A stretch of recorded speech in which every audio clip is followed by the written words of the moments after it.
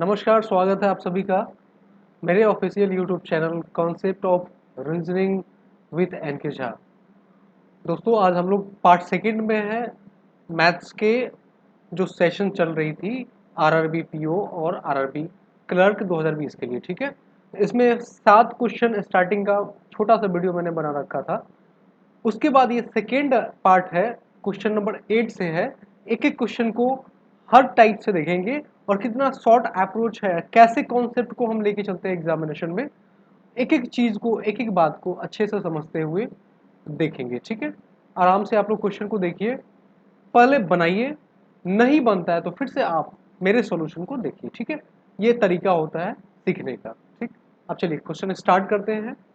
ये पार्टनरशिप का क्वेश्चन है। एक्चुअली ये पिछली साल में जो पीछे का एग्जामिनेशन हुआ था आईबीपीएस पीओ का, उसी के आधार पे क्वेश्चन बना के रखा गया है। ठीक है, ताकि ये आपको अनुमान लग जाए कि पार्टनरशिप पे इस टाइप से भी क्वेश्चन आया करते हैं और आए हुए हैं। ठीक है, अब चलिए क्वेश्चन नंबर 8 की बात करें तो इसमें 2 पार्टनर है। ठीक है, पहले मैं पेन का जरा सा पेन की शेडिंग कर लूँ, एक सेकेंड।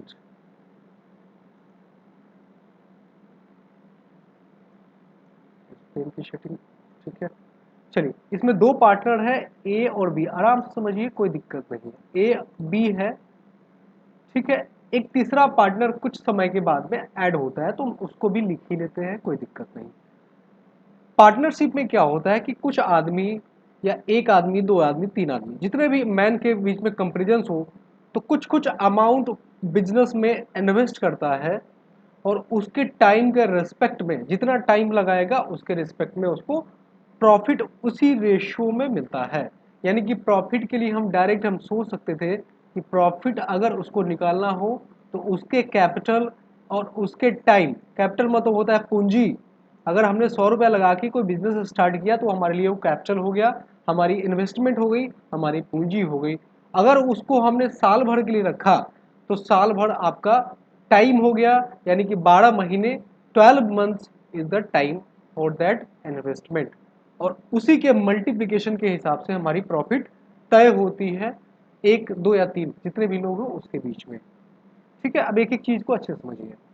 20,000 ए इन्वेस्ट करता है, 15,000 बी इन्वेस्ट करता है, और सी जो है 20,000 3 मंथ के बाद, यानी कि हम बोल सकते थे ए और बी 3 मंथ तो स्टार्टिंग में रहा ही रहा, और साथ ही साथ सी जो है 3 मंथ के बाद में आता है। इसका मतलब सी जो है 3 महीने बाद, अगर पूरे साल भर का कंपेरिजन करेंगे पूरे बिजनेस का, पूरे साल भर का कंपेरिजन करें पूरे बिजनेस का, तो सी सिर्फ 9 महीने ही उसमें शामिल था, क्योंकि वो 3 महीने के बाद में आया था।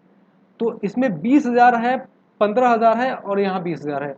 जब आप इन तीनों का रेशियो निकालेंगे तो आपका, मैं 1000 वाला पार्ट से गायब कर रहा हूँ, आप लोग समझिएगा। रेशियो में जो कॉमन चीज होता है वो कटते जाता है। ठीक है, अब इस चीज को समझ लीजिएगा। हमने बी को 15,000 के साथ में ले लिया और सी को हमने 20,000 न लिख के सिर्फ 20 लिख दिया। क्यों? क्योंकि हमने 1000 में तीनों पार्ट, 3 जीरो, इसका भी 3 जीरो और इसका भी 3 जीरो रेशियो में लेंगे तो ये कॉमन बात कट जाएगा। ये इतना का इतना रेशियो हमने डायरेक्ट लिख दिया, आपको समझना चाहिए था। अब इसमें कॉमन होंगे, क्या क्या कॉमन होंगे, उसका क्या क्या कटेगा मैं समझाता हूँ। ठीक है, अब ये समझिए, ये 20 जो है, मान लीजिए 20 यूनिट जो इन्वेस्टमेंट इसने किया, रेशियो में जब भी आ जाए तो यूनिट में आ जाते हैं। ये 12 महीना तो चला ही चला होगा, इसको हम 12 से कंपेरिजन कर लिए मल्टीप्लिकेशन करके, और इसका भी 12 से हमने मल्टीप्लिकेशन कर दिया। लेकिन सी जो है 9 मंथ ही चला, क्योंकि 3 मंथ तो आया नहीं उसने स्टार्टिंग में। अब इनका जो एग्जैक्ट रेशियो क्या आएगा इसको समझिए। इसको काटिए 3 से, ठीक है, इसको काटेंगे आप 4 से, ठीक है, आराम से समझिए, इसको भी काटेंगे आप 4 से। ठीक, अच्छा जी, ये हो गया। अब ऊपर 15 है, यहाँ 4 है, 4 है तो आप यहाँ 4, ये 4 और ये 20 से आप 5 जा में इसको खत्म कर सकते हैं। ठीक, अब इसमें 5 5 5 तीनों में कॉमन दिख रहा है तो 5 से यहाँ गायब कर दीजिए। 5 3 जा 15 होता है, आराम से समझिए, कोई दिक्कत नहीं। और 4 5 जा 20 होता है। ठीक है, तो आपका जो अभी रेशियो बना है ये 4:3:और 3। अब इनके बीच का जो रेशियो है प्रॉफिट रेशियो, ये इस टू है बीच में, आप लोग थोड़ा सा देख लीजिएगा। हाँ, ये मैं समझा देता हूँ। अब इनका जो प्रॉफिट रेशियो है इस रेशियो से बटेगा। ये जो आया है रेशियो, ये प्रॉफिट रेशियो है, इसी रेशियो से बटना है। ठीक है, टोटल प्रॉफिट पूरे साल भर का दिया है 20,000 रुपए। कहने का मतलब है अगर ये यूनिट में है, अगर आप एक्स से बनाना चाहे तो एक्स से बना सकते हैं, यूनिट से बनाना चाहे यूनिट से बन जाएंगे। तो 4 + 3 7 + 3 10 होता है, और 10 यूनिट का वैल्यू हो गया 20,000। 10 यूनिट का वैल्यू हो गया 20,000, तो एक यूनिट का वैल्यू आपका हो गया, बता दीजिए जल्दी से। देखिए 10 यूनिट का वैल्यू 20,000, तो आपका एक यूनिट का वैल्यू हो गया 2,000 रुपए।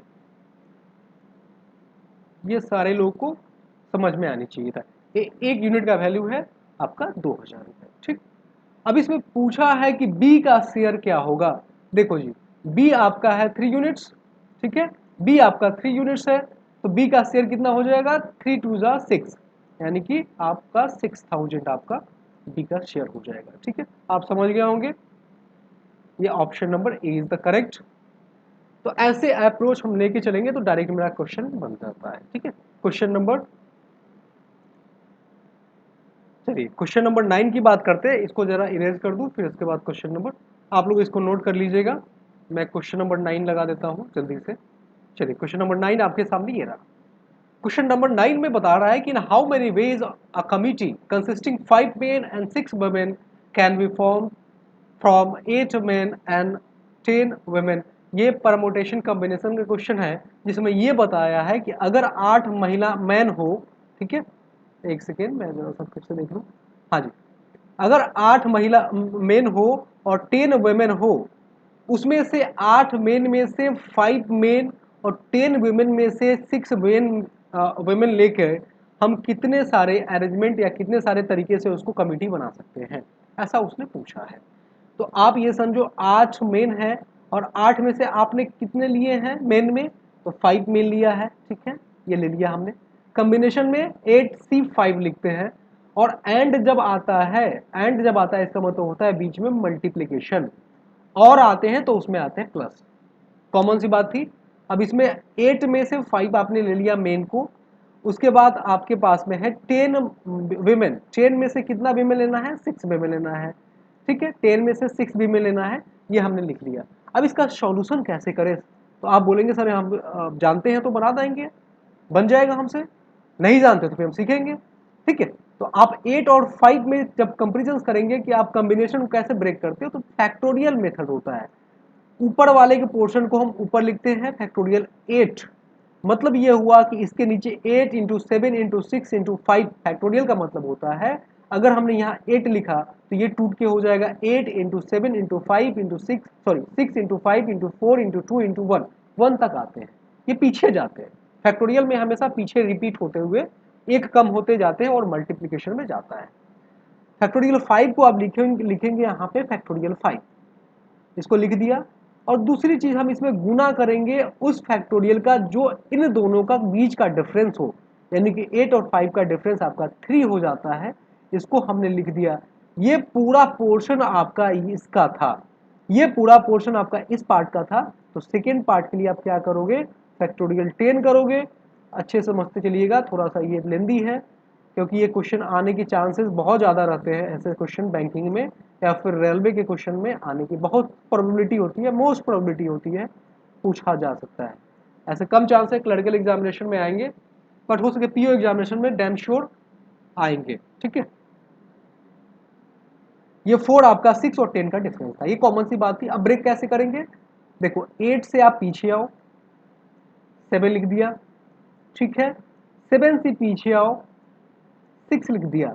अगर हमने 6 तक ले लिया तो फैक्टोरियल 5 इसके बाद आएगा, जैसे कि 8 है 7 है 6 ले लिया, तो 8 में फैक्टोरियल 8 का 8 निकल चुका है, 7 निकल चुका है, 6 निकल चुका है, तो ये फैक्टोरियल 5 यहाँ बचा होगा। तभी तो 5 4 3 2 1 लिखते हैं इस तरह से हम, तो ये ऐसे छोड़ देंगे। फिर आपका नीचे फैक्टोरियल 5 ये रहेगा ही रहेगा। उसके बाद फैक्टोरियल 3 को क्योंकि हमको काटना है कॉमन करके, तो फैक्टोरियल 3 को आप लिख सकते हैं 3 इंटू 2 लिख सकते हैं। ठीक है, आराम से समझिए। उसी प्रकार से जब इसको आप करेंगे तो वो भी चीजें ऐसे ही मेंशन करना पड़ेगा, तो कट जाएगा आपका, ये भी कट जाएगा, और उसके बाद इस पोर्शन को जो जब आप ब्रेक करेंगे तो लिखेंगे 10, मैं लिख देता हूँ, आप लोग उसका सॉल्यूशन कर लेना। 10 इंटू 9 इंटू, उसके बाद लिखेंगे 8 इंटू, ठीक है, आराम से समझिए, अभी कैमरा सामने आ रहा होगा, और उसके बाद 7, उसके बाद 6 तक नहीं आएंगे, ठीक है। उसके बाद जब आप, क्योंकि 6 तक हमने सॉर्ट कर दिया, 6 से 6 नीचे कट जाएगा ऊपर नीचे, और उसके बाद जब आप करेंगे फैक्टोरियल 4 की बात करेंगे तो फैक्टोरियल 4 के लिए आप करेंगे 4 इंटू 3 इंटू 2, ठीक है।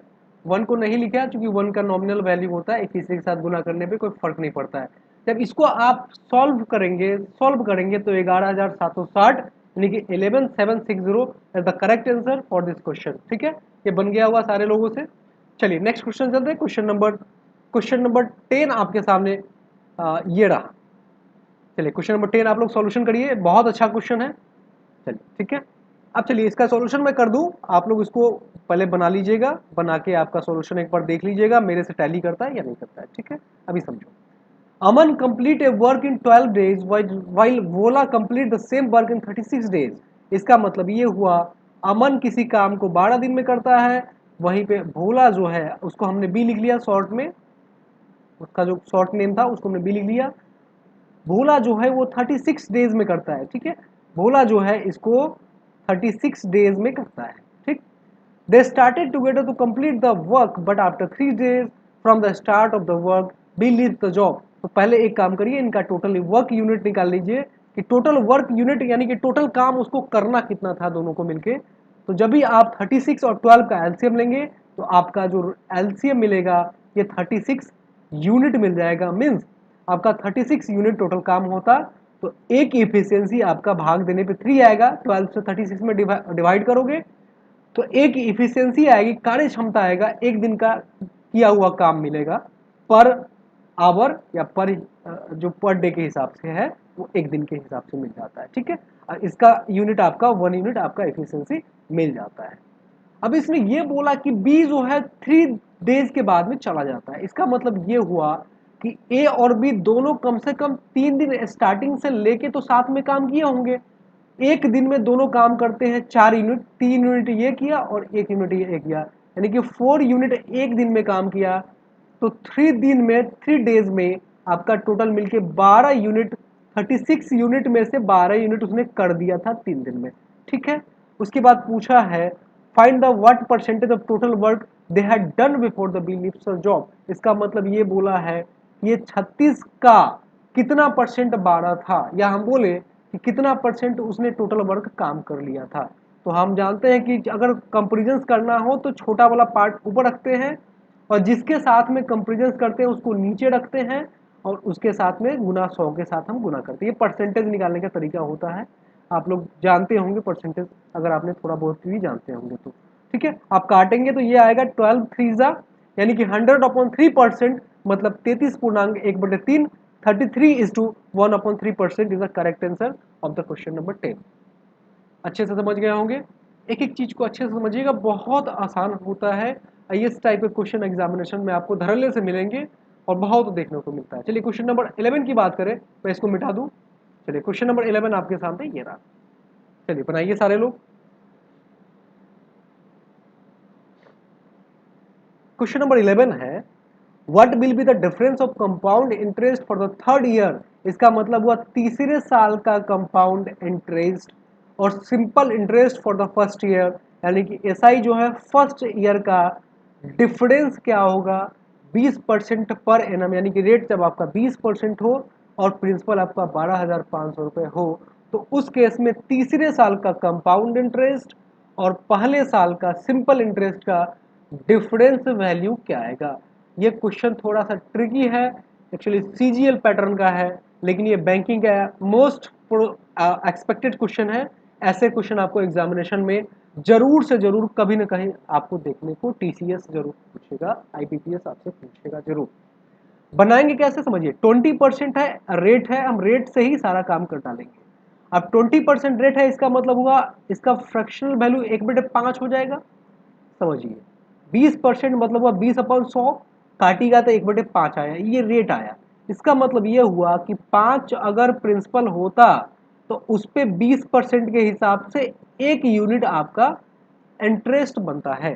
जैसे 5 का 20%, देखिए 5 का मतलब होता है गुना, और 20% मतलब 20/100। बहुत अच्छे से आप लोग जानते हैं, ये तो बहुत आसान है, ये तो सब लोग पता होगा। आप काट दीजिएगा तो इसका मतलब एक आता है। इसका मतलब ये हुआ कि अगर आपका प्रिंसिपल 5 यूनिट होता तो 1 यूनिट आपको ब्याज उस पर मिलता, इंटरेस्ट मिलता। अभी मैंने ये नहीं बोला कि एसआई मिलेगा कि सीआई मिलेगा, आप इतना समझिए इंटरेस्ट मिलता। ठीक, अब समझिए 3 साल का 1 साल के साथ में कंपेरिजन किया है, तो इसके लिए सबसे स्टैंडर्ड अप्रोच है, जो प्रिंसिपल आपका नीचे दिख रहा है उसको 3 टाइम्स 555 में गुना कर दीजिए, तो आपका वो प्रिंसिपल यूनिट के बीच के बराबर वैल्यू हम मान लेते हैं। ये आपका हमेशा इसी स्ट्रैटेजी से चलिएगा। जब आपको 2 साल देगा तो बस इतना ही करिएगा, 5 × 5। लेकिन अगर आपका 3 साल देगा तो 5 × 5 × 5 इससे करिएगा, तो क्वेश्चन आपका बहुत आसान हो जाएगा। इसका मतलब 5×5 = 25, 25×5 = 125, यानी कि 125 आपका हो जाता प्रिंसिपल। अब जो मैं समझाता हूं उसको समझिए, आराम से समझिए। ये हमने 3 लकीरें इसलिए खींचा कि अगर 125 यूनिट आपका प्रिंसिपल होता तो 20% के हिसाब से पहले साल का एसआई, दूसरे साल का एसआई और तीसरे साल का एसआई तीनों बराबर आते हैं। एसआई हम जानते हैं कि हर साल सिंपल इंटरेस्ट हर साल बराबर बराबर बराबर होता है। उस पर जो एडिशनल इंटरेस्ट जो हमें अकर्ड होता है, मिलता है, वही हमारा कंपाउंड इंटरेस्ट में काउंट हो जाते हैं, गिने जाते हैं। ठीक है, अभी समझिए, अगर 125 यूनिट अगर हम प्रिंसिपल मान लें और 20% के हिसाब से उसका 1 साल का एसआई जो आएंगे, 20% मतलब 1/5 हुआ। तो इसका जब आप इतना का 1/5 करेंगे तो 1/5 कट जाएगा, तो आपका नीचे 25 आ जाएंगे, यानी 5 × 5। और ये पहले साल भी होंगे और साथ ही साथ दूसरे साल भी एसआई होगा। ये एसआई का पार्ट है, पहले साल का एसआई, दूसरे साल का सिंपल इंटरेस्ट, और ये हो जाएगा तीसरे साल का सिंपल इंटरेस्ट। आराम से समझिएगा जो मैं समझाना चाहता हूँ। ठीक है, अब ये समझिए कि अगर आपका पहला साल का इंटरेस्ट हो गया तो पहला साल में कोई कंपाउंड इंटरेस्ट आता नहीं है, लेकिन जैसे दूसरा साल आप खत्म करेंगे तो ये पहला साल का इंटरेस्ट भी उसमें आ जाता है। यानी कि 25 का 1/5 यानी कि 20% निकालेंगे तो 5 आपका ये कंपाउंड इंटरेस्ट का एक छोटा सा पार्ट आ गया, एडिशनल पार्ट आ गया। ठीक है, कंपाउंड इंटरेस्ट मतलब होता है एसआई प्लस एडिशनल पार्ट। या एडिशनल पार्ट आपका दूसरे साल के लिए ये वाला पार्ट, ये पार्ट जो है ये प्रिंसिपल बन जाते हैं सेकेंड साल के लिए, और उस पर इंटरेस्ट वो दे देता है। उसी प्रकार सेकेंड साल का ये पार्ट जो एसआई आपको दिख रहा होगा, ये तीसरे साल के लिए प्रिंसिपल बनता है और उस पर फिर ब्याज आपको मिलता है, एडिशनल पार्ट जो होता है इंटरेस्ट का। तो ये 20% के हिसाब से 5 मिल जाते हैं। ठीक, अब ये जो पार्ट आपको 5 दिख रहा हो दूसरे साल में जो आया था, उस पर भी तो ब्याज लगा होगा 20%। तो 20% मतलब 1/5 मतलब 1 आ गया। और एक बात और, ये तो सेकेंड साल दिया और सेकेंड साल भी थर्ड साल दे दिया, लेकिन जो ये फर्स्ट साल है ये तीसरे साल के लिए भी ट्रीट होता है प्रिंसिपल के रूप में। तो आपका जो इंटरेस्ट डायरेक्ट मिलेगा इसके हिसाब से ये मिलेगा 5। ठीक है, ये कॉमन सी बात थी। इतनी डाटा आपके पास में होना चाहिए था, इतनी डाटा आपके पास में हो गया, आपका क्वेश्चन एकदम आसान हो गया। अब समझिए इसने पूछा क्या था। पूछा है तीसरे साल का कंपाउंड इंटरेस्ट। तो हम जानते हैं कि ये एसआई था और एडिशनल इंटरेस्ट ये तीनों था, और इस तीनों को हम मिला ले तो ये बन जाता है तीसरे साल का कंपाउंड इंटरेस्ट। यानी कि 25 + 5 30, 30 + 5 35, 35 + 1 36, 36 यूनिट आपका हो गया तीसरे साल का एसआई, और पहले साल का तीसरे साल का सीआई, और पहले साल का एसआई आपका 25 यूनिट था। इसका ये डिफरेंस पूछा है, तो आपका डिफरेंस देख लो, इसमें से 25 को आप माइनस करोगे तो आपको आ जाएगा 11 यूनिट। क्या आएगा? 11 यूनिट। ठीक, इतनी बातें समझ गए। तो हमको ये वैल्यू निकालना है कि 11 यूनिट का एग्जैक्ट वैल्यू क्या था। 11 यूनिट का एग्जैक्ट वैल्यू क्या था, आप ऑप्शन से भी जा सकते थे। ये 12 11 से नहीं कटेगा, 13 11 से नहीं कटेगा, 1100 कट जाएगा, लेकिन चूंकि नन ऑफ दिस दिया हुआ है तो हमें इसका वैल्यू निकालना पड़ेगा। अब ये समझिए कि प्रिंसिपल दिया है 12,500 और ये था आपका 125 यूनिट। यूनिट मतलब हो गया आपका 125 एक्स, आप एक्स मान के बना सकते हो, कोई दिक्कत नहीं। 125 यूनिट या 125 एक्स की वैल्यू है 12,500। एक्स की वैल्यू कितना आएगा? x की वैल्यू आ गया 100, तो 11 यूनिट का वैल्यू यानी कि 11x की वैल्यू आपका 1100 हो जाता है। तो आपका जो आंसर था, करेक्ट आंसर था 1100 is the right answer for the question number 11। चलिए क्वेश्चन नंबर 12 की बात करें। क्वेश्चन नंबर 12 आपके सामने ये रहा, मैं इसको जरा इरेज कर दूं ताकि आपको पूरा पूरा दिख सके। चलिए क्वेश्चन नंबर 12 आपके सामने दिख रहा होगा। ये पाइप एंड सिस्टम का क्वेश्चन है, जिसमें कोई नल जो है ए एंड बी उस टंकी को 12 घंटे और 15 घंटे में अलग अलग रूप से भरते हैं। ठीक है, हमने एक सेकेंड में इसको जरा सही कर दूं। हाँ, ए जो है ठीक है वो 12 घंटे में भरा, और बी जो है यहीं पे लिख लेता हूँ, आप लोग दरअसल मिला लीजिएगा। बी जो है उसको 15 घंटे में किसी टंकी को भर देता है। तो टंकी की पूरी कैपेसिटी इस हिसाब से कितना होगा, इसको हमको निकाल सकते हैं जो भी हो। लेकिन सी के डिस्क्रिप्शन साथ में दिया है कि उसको 10 घंटे में वो खाली करता है। तो अब इन तीनों के हिसाब से हम टोटल कैपेसिटी निकाल लें। तो आप एग्जैक्ट एलसीएम देखोगे, 15 के टेबल पढ़ते जाओ तो 60 आ जाएगा। तो इसका तीनों का एलसीएम आपका 60 मिल जाता है। जब आप इन तीनों का एफिशिएंसी बारी बारी से निकालोगे, क्षमता निकालोगे, तो आएगा 5 यूनिट, ये आपका आएगा 4 यूनिट, और ये आएगा आपका 6 यूनिट। ठीक है, और देखो ये दोनों भरने का काम करते हैं, यानी कि पॉजिटिव काम करते हैं, और ये काम बिगाड़ने का काम करते हैं, यानी कि ये निगेटिव काम करते हैं। इनका पॉजिटिव हमने नहीं लिखा, जो निगेटिव है उसके सामने में निगेटिव लिख दिया। ठीक, उसके बाद ये दिया है टैंक की कुल क्षमता का 20% भरने में उन्हें कितना समय एक साथ लगेगा।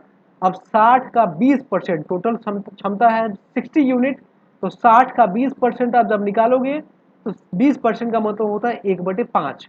आप काट दोगे तो आपको मिलेगा 12, यानी कि 12 मिलेगा। ठीक है, 1/5 1/5, तो आपको मिल जाएगा 12 यूनिट आपका हो गया 20% पार्ट, 20% उसका कैपेसिटी हो जाती है। अब ये तीनों को साथ में जब मिलाएंगे तो ये 5 + 4 यानी कि 9 यूनिट, ये दोनों मिलकर पॉजिटिव काम करेगा, आगे बढ़ेगा, यानी कि टंकी भरने का काम करेगा। लेकिन ये 6 यूनिट नीचे कर देगा। तो टोटल कितने यूनिट तीनों मिलकर 1 घंटे में करेंगे, तो आपका मिल जाएगा 4 + 5 9 -6 3 unit.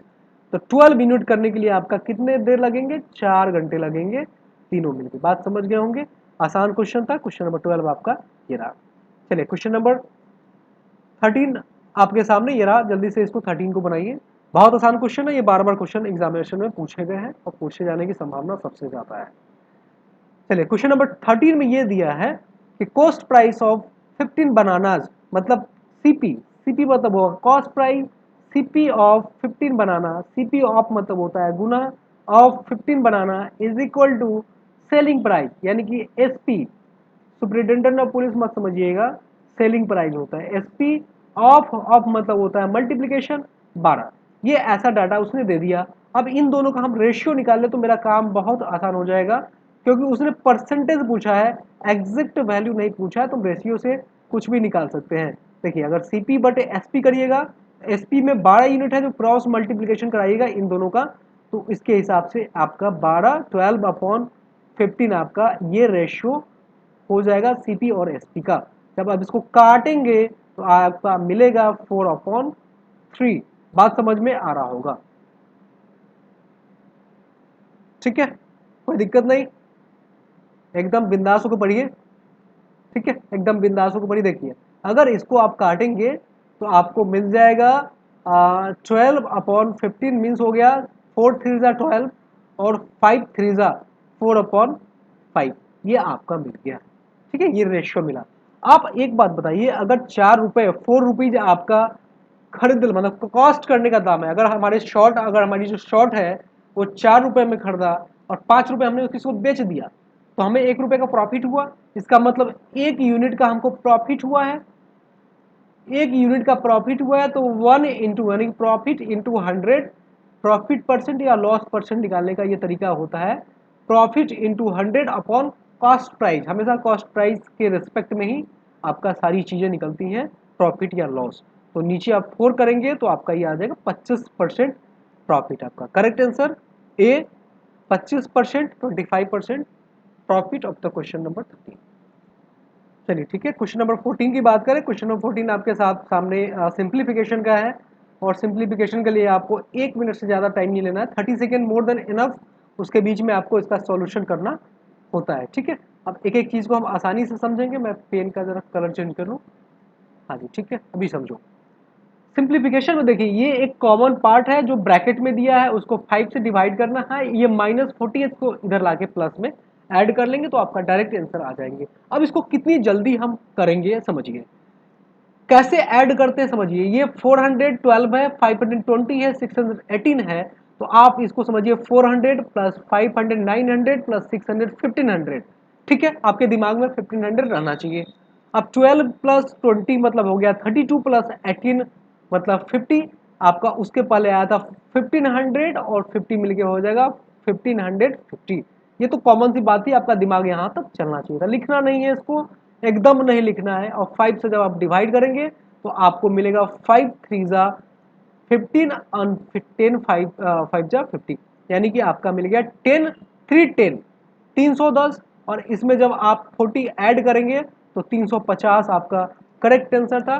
So answer number D is the right answer for the question number 14। चलिए क्वेश्चन नंबर 15 की बात करें। क्वेश्चन नंबर 15 आपके सामने ये रहा, प्लीज सॉल्व करिए सारे लोग, एक एक क्वेश्चन को सॉल्व करें। चलिए ठीक है, मैं सॉल्यूशन कराता हूं, जल्दी से देख लो आप लोग। ये ब्रैकेट की चीज है, ठीक है, ये ब्रैकेट की चीज है। इसको हमको ये लेके चल रहा है कि आखिर इसमें आएगा क्या। देखिए, ये 6 to 5 का जब अंडर रूट निकालेंगे तो आता है 25। ठीक है, 25 है और डिवाइडेड बाई पूछा है व्हाट, डिवाइडेड बाई पूछा है व्हाट। ये कॉमन सी बात थी। और उसके पहले है ब्रैकेट, उसके पहले है ब्रैकेट। तो आपका 5 का स्क्वायर मतलब 25 हो जाएगा। ठीक है, ये आपका डिवाइड था। ठीक, और जब इसका जब चूंकि ब्रैकेट का काम पहले करते हैं तो इसका मतलब ये हुआ कि ये पोर्शन के नीचे पूरा पोर्शन आपका 25 डिवाइडेड बाई आना चाहिए था। जब ऐसे क्वेश्चन को हम डील करते हैं तो ये इससे कट जाता है और ये जो है ऊपर चला जाता है। ठीक है, ये ऊपर चला जाता है, मीन्स ये हुआ 2 के पावर 3 इंटू हो जाता आपका वाट। ठीक है, ये 2 इंटू 3 इंटू वाट। आप समझ नहीं पा रहे होंगे, मैं जान रहा हूँ, आपको मैं फिर से समझाऊंगा, नेक्स्ट मेथड से बताऊंगा कि आपको जल्दी से पकड़ में आ जाए। तो 2 3 जा होता है 8 और 8 8 जा 64 होता है। डायरेक्ट आपका आंसर 8 आपका राइट आंसर था। एक बात समझ लो, अगर आपके सामने x होता और उसको हम डिवाइड करते अगर यहाँ से y के साथ में, समझिए जो लॉजिक समझाता हूँ समझिए, उसके बाद डिवाइड होता आपका z के साथ में। इसको दिमाग में रट लीजिएगा क्योंकि इस पे एक दो क्वेश्चन आपको देखने को मिलता है। उसके बाद डिवाइड होता आपके y, मान लूँ मैं m मान लेता हूँ। तो डायरेक्ट इसका सॉल्यूशन हम कैसे करेंगे समझिए। डायरेक्ट सॉल्यूशन ये हुआ कि पहला का थर्ड के साथ में और दूसरा का फोर्थ के साथ में आप गुना करेंगे। और ये तो आपको पता होगा, पहले वाला पोर्शन ऊपर रहता है और नीचे वाला सेकेंड वाला पोर्शन नीचे होता है। तो जिनके जिनके साथ में मल्टीप्लीकेशन हुआ है उसको नीचे कर लीजिए और जिनके साथ में मल्टीप्लीकेशन किया उसको ऊपर कर लीजिए, आपका आंसर हो जाएगा। डायरेक्ट वो आंसर हो जाएगा, कट जाएगा। एग्जाम्पल समझिए, अगर हम बात करें यहाँ पे 2 रख दे, यहाँ पे 3 रख दे, यहाँ पे 4 रख दे और यहाँ पे 5 रखते हैं। अगर हमारे हमारे हमारे पास क्वेश्चन आता है 2 divided by 3 divided by 4 divided by 5 क्या आएगा, तो हम करेंगे 2 इंटू 4 8 और 8 डिवाइडेड बाई 15 आंसर। कुछ नहीं करने की जरूरत थी, पहला का थर्ड के साथ में और सेकेंड का फोर्थ के साथ में गुना करेंगे। फर्स्ट का ऊपर रखेंगे, सेकेंड आपका नीचे पार्ट रहेगा जो उसके पास गुना रहेगा। ये कंसिक्वेंटली चलता रहेगा, जितने भी लोग इसमें जुड़ेंगे वो नीचे आएंगे वो ऊपर आएगा। ठीक है, क्वेश्चन नंबर 16 आपके सामने ये रहा। चलिए 16 का आप लोग ट्राई करिए। क्वेश्चन नंबर 16 क्या आता है जब आप आपका मैं देख लूं। चलिए बहुत अच्छे, सारे लोग ट्राई कर रहे हैं। चलिए क्वेश्चन नंबर 16 में जल्दी से बना दूं। जब आप 16 की बात करोगे तो ये डिवाइड है, और जब इसको आप डिवाइड करोगे, जब इसको डिवाइड करोगे इसका मतलब ये हुआ कि आप इसको काट रहे हो। देखिए डेसिमल के बाद एक नंबर है, डेसिमल के बाद एक नंबर है, दोनों कट के एकदम सिंपल नंबर हो जाएंगे। और ये है 225 डिवाइडेड बाई 25, इसका मतलब ये 9 जा कट जाएगा, 25 9 जा 2 to 5 होता है और 9 8 जा 72 होता है। 72 से आप 12 को माइनस करोगे, 60 द करेक्ट आंसर। ये आईबीपीएस क्लर्क का पूछा हुआ क्वेश्चन है 2018 का। आईबीपीएस क्लर्क 2018 का पूछा हुआ क्वेश्चन है। ये समझ लीजिएगा कितना आसान पूछा था, एक लाइन में हम इस क्वेश्चन को ब्रेक कर सकते थे। क्वेश्चन नंबर 17 आपके सामने ये रहा, प्लीज सॉल्व। इसका मैं अरेंज कर दूं, हाँ जी ये चलिए सारे लोग ट्राई करिए प्लीज।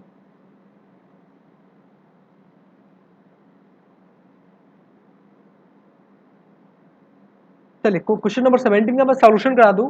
देखिए जब भी आपके पास में मिक्स फ्रैक्शन आता है तो जो इंटीग्रल पार्ट है इसको हम साथ में ले लेते हैं, जो इंटीग्रल पार्ट है उसको हम साथ में ले लेते हैं। तो 4 + 6 10 होता है, और 10 में से -3 करोगे तो 7 आएगा, +7 आप लिख लेते हैं।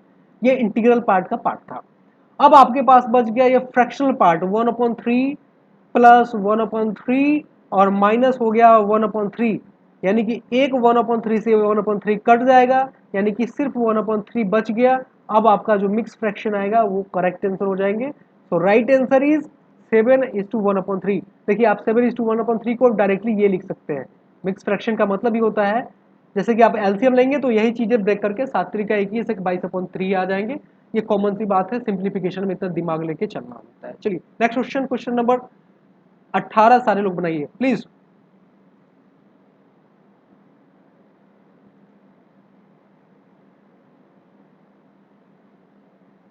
चलिए मैं सॉल्यूशन कराता हूँ। क्वेश्चन नंबर 18 देखिए, आप इसको जब डिवाइड करोगे 2 को आप 1 के साथ में, तो ये कट जाएगा आपका 20 जा कट जाएगा, कॉमन सी बात थी। उसके बाद ये डिवाइड है, देखो ये डिवाइड है तो नीचे आ जाएगा, नीचे के पोर्शन में आएंगे। नीचे के पोर्शन मतलब होगा क्रॉस मल्टीप्लिकेशन में इसके साथ गुना होगा, और 20 का हाफ जब आप करोगे तो आपको मिलेगा 10, और यहाँ पे हम -0.25 ये इस साइड आगे प्लस हो जाएंगे, तो 10.25 इज द करेक्ट आंसर। ये पूछा गया क्वेश्चन है आईबीपीएस क्लरिकल का प्रीवियस सेट का है। ठीक है, क्वेश्चन नंबर 19 आपके सामने ये रहा। क्वेश्चन नंबर 19 प्लीज सारे लोग सॉल्व करिए, इसको मैं अरेंज कर दूं, जल्दी से सॉल्व करिए आप लोग।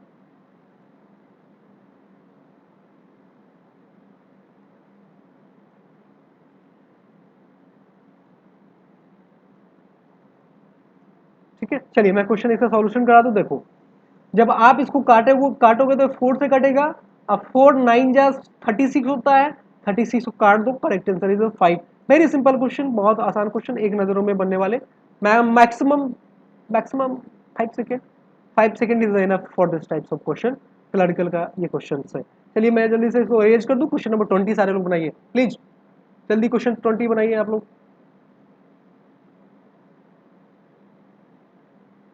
चलिए सारे लोग इसको ट्राई कर रहे हैं, मेहनत कर रहे हैं, बहुत अच्छे, बहुत बढ़िया आप लोग ट्राई कर रहे हैं। चलिए क्वेश्चन नंबर 20 को मैं सॉल्यूशन करा दूं। जब आप 224 की बात करेंगे, 1024 की बात करेंगे, तो स्क्वायर रूट जब निकालेंगे तो 32 का होता है। 32 का स्क्वायर 1024 होता है, और 1024 यानी 1024 को जब अंडर रूट निकालेंगे तो 32 होता है। 64 आपका 8 का होता है, इसमें से ये 40 हो गया दोनों, और 40 से 40 कट जाएगा तो ये आ जाएगा 0, और यहाँ पे माइनस है तो इधर आगे प्लस हो जाएंगे, यानी plus 1024 is the correct answer for the question number 20। चलिए क्वेश्चन नंबर 20 हुआ, 21 से आप ट्राई करो। क्वेश्चन नंबर 21 आपके सामने, इसको मैं इरेज कर दूं। क्वेश्चन नंबर 21 आपके सामने ये रहा।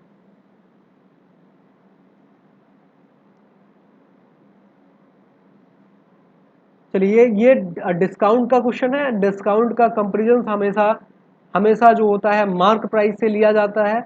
जब भी आपका डिस्काउंट परसेंटेज निकालना हो तो मार्क प्राइस के रिस्पेक्ट में ही डिस्काउंट परसेंटेज निकलता है। फॉर्मूला क्या होता है, discount into 100 upon mark price होता है। आपका सीपीएसपी से उसका कहीं लेना देना नहीं होता है, लेकिन रिलेशन सीपीएसपी का कहीं ना कहीं मार्क प्राइस से जरूर होता है, उसी के रिस्पेक्ट में हम सारी चीजें निकाल पाते हैं। ठीक है, आराम से समझिए। इसने ये बोला है कि cost price of an article is, cost price of an article is 300, यानी कि 300 रुपया उसका कॉस्ट प्राइस था, यानी कि उसका क्रय मूल्य था। लेकिन जो मार्क प्राइस था जिसपे उसको मैक्सिमम बेचना है, एमआरपी मतलब हुआ मैक्सिमम रिटेल प्राइस, यानी कि मार्क प्राइस 100 रुपया ज्यादा था आपका जो सीपी है उससे, तो मार्क प्राइस उसमें 400 रुपया हो जाएंगे, कॉमन सी बात थी। 300 आपका सीपी था, 100 रुपया ज्यादा था, तो आपका 400 रुपया उसका मार्क प्राइस हो जाएंगे। और उसको उसने बेचा है 360 रुपए में कुछ डिस्काउंट देने के बाद में, तो 360 रुपया उसका था मार्क सेलिंग प्राइस। अभी आप बताइए, अगर 400 रुपया उसका तय किया गया था फाइनल प्राइस, और 360 में उसने बेचा था, तो कितने रुपया उसने छोड़ा होगा, तो 40 रुपया छोड़ा था। तो 40 रुपया 400 का कितना परसेंट होता है, 10% होता है। 10% उसका डिस्काउंट था, ये करेक्ट आंसर था। हम निकालेंगे कैसे, समझिए। 40 डिस्काउंट था उस पर 40 रुपए का, बटे 40 गुने 100 होता है, अब बटे होता है मार्क प्राइस, तो 400 उसका मार्क प्राइस हो गया। इसको जब आप काट देंगे, ठीक है, काट देंगे तो ये कट जाएगा 10 जा, और 10 100 से काटेंगे तो 10 से कट जाएगा। ठीक है, तो 10% is the discount of the question number 21। So guys 21 के बाद आते हैं क्वेश्चन नंबर 22। मैं इसको इरेज कर दूं, फिर क्वेश्चन नंबर 22 पे आते हैं। चलिए, क्वाड्रेटिक इक्वेशन का क्वेश्चन है, आप लोग इसको देखते बनाइए, सारे लोग इसको ट्राई करिए। चलिए मैं इसका लॉजिक बताता हूँ। इसमें लॉजिक ये है कि जब भी आपका -c आपको मिल जाए, मीन्स अगर आपको -c आपका x के इक्वेशन में मिल जाता है और y के इक्वेशन में भी -c मिल जाता है, -c मतलब होता है ax² plus bx plus c ये फॉर्मूला कंस्ट्रक्शन होता है, ax² plus bx plus c ये स्टैंडर्ड इक्वेशन होता है क्वाड्रेटिक इक्वेशन का, जहाँ c कांस्टेंट होता है और 12 आपका कांस्टेंट दिख रहा होगा, ये अनचेंजेबल होता है। तो अगर ये माइनस हो गया दोनों तो सी एंड डी ऑप्शन होता है क्वेश्चन नंबर 22 का करेक्ट आंसर। अगर दोनों का -c और c निकल गए तो सी एंड डी मारना ही मारना, ये आपका सॉल्यूशन होता है। ठीक है, चलिए 23 में जल्दी से लगा दूं, क्वेश्चन नंबर 23 आपके सामने ये रहा। चलिए क्वेश्चन नंबर 23 का मैं सॉल्यूशन करा दूं।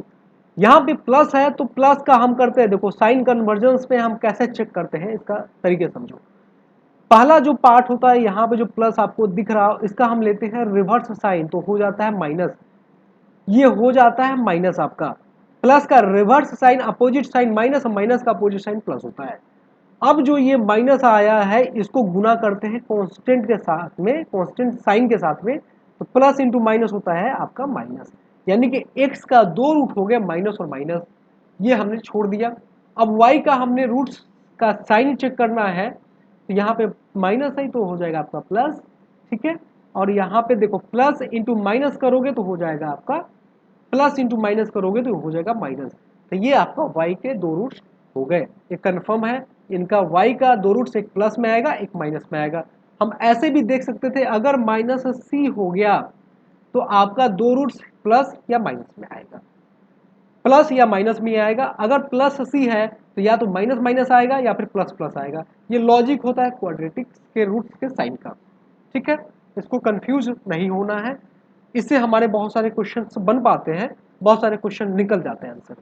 अब इसके रूट्स को हम कैसे फाइंड आउट करें, अभी समझो। जब आप 12 को 12 से मल्टीप्लिकेशन करोगे तो आपको मिलेगा 144, 144 आता है। और 144 के ऐसे हम दो टर्म में कैसे तोड़े कि वो या तो दो को माइनस करें, यानी कि माइनस माइनस, यानी कि एक टाइप से वो एडिशन हुआ लेकिन निगेटिव एडिशन हुआ, तो उन दोनों को साथ में लेंगे तो 40 आता है। तो आप देखोगे 36 बड़ा वैल्यू लेंगे पहले, और 36 4 जा होता है 144, और इन दोनों को निगेटिव ऐड करोगे तो ये हो जाता है 40 एग्जैक्ट जो दिखता है बीच में bx के बराबर। अब 9 6 जा होता है आपका 54, और 18 3 जा होता है 54, और इन दोनों का डिफरेंस आपका 15 के बराबर हो जाता है, ठीक है। ये कॉमन सी बात है। अब इसमें साइन और साइन का कंपैरिजन तो हमने कर लिया, अब रूट्स का कंपैरिजन कैसे करें। आप देखोगे x² का कोएफिशिएंट 12 है और इसका कोएफिशिएंट 6 है, तो हमारा पहला काम होता है कि इनका कोएफिशिएंट अगर बराबर है तो अब हम रूट्स में कोई छेड़छाड़ नहीं करते हैं कंपैरिजन में। लेकिन अगर इसका रूट्स का कोएफिशिएंट x² का कोएफिशिएंट अलग अलग है, तो इन दोनों के कोएफिशिएंट का मतलब x² के साथ जो गुना है उसको हम बराबर करते हैं। कैसे करते हैं, इसमें 12 है तो 6 में ऐसा हम किस नंबर से गुना करें कि 12 हो जाए, तो 2 से मल्टीप्लिकेशन करेंगे। तो इनके जो रूट्स आए हैं उसमें आप 2 से मल्टीप्लिकेशन करेंगे तो आपका कंपैरिजन के लिए रूट्स आपका सही हो जाएंगे। तो -36 और ये हो जाएगा आपके पास -4, ठीक है। और इसमें जब गुना करेंगे तो +36 और ये आपका हो जाएगा -6 हो जाएगा। अब जब आप रूट्स को कंपैरिजन करोगे तो ये -36 इनसे तो छोटा हो जाएगा, तो इस केस में y x से बड़ा हो जाएगा, लेकिन -4 जो है -6 से बड़ा है, इस केस में x जो है y से बड़ा हो जाएगा।